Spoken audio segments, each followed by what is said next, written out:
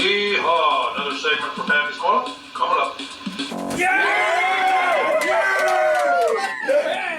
I'm going to show you a battery terminal puller.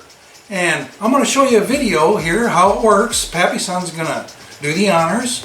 And you can pick these things up for like 10 bucks at Farm and Fleet or AutoZone.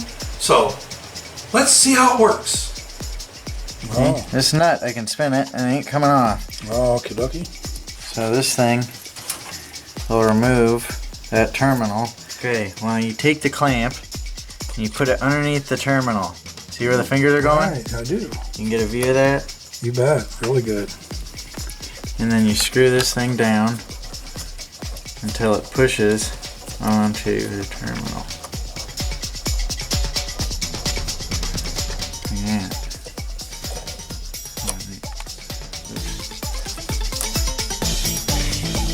You twist it.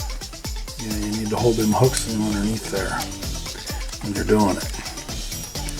There it's working. You recording? Yep. There you go. That's loose. Now take it off. So it's supposed to remove it. That's it.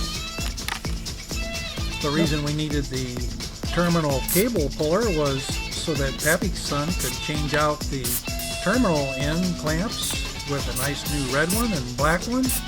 Now he's spraying it with some terminal protector. Should be it. Well, there you have it. That was a short, simple video for you.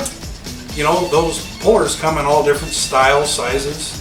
You can find them all over the place. So, thanks for coming, and remember, do something nice for someone today. Love ya.